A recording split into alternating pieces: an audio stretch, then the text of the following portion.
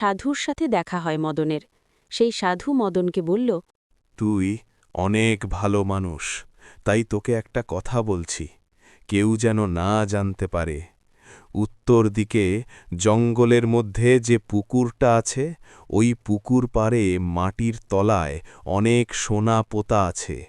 তুই সেই সোনা উদ্ধার করবি, তবে মনে রাখবি তোকে সেই সোনা একাকেই বার করতে হবে, আর সেই সোনা বিক্রি করে তোর ছেলেকে ভালো স্কুলে পড়াবি, একটা বাড়ি করবি।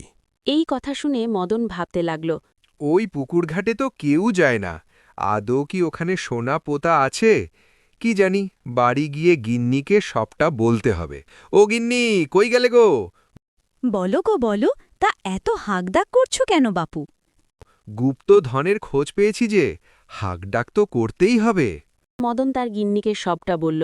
তার গিন্নি বলল, রাত হলে আজ রাতেই তুমি বেরিয়ে পড়বে সেই গুপ্তধন খোঁজার জন্য? রাত হতে মদন বেরিয়ে পড়ে জঙ্গলের দিকে। সেখানে গিয়ে অনেক খোঁড়াখুড়ির পর একটা থলি পায়, আর সেটাকে সে বাড়ি নিয়ে যায়। সেই সোনা বিক্রি করে সে ছেলেকে স্কুলে ভর্তি করায়, একটা নতুন বাড়ি বানায়। এখন আর তার কোনো অভাব নেই।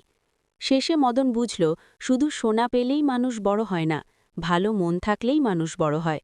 তাই সে নিজের সুখের সঙ্গে গ্রামের গরিব মানুষদেরও সাহায্য করতে লাগল। সবাই তাকে ভালোবাসতে শুরু করল।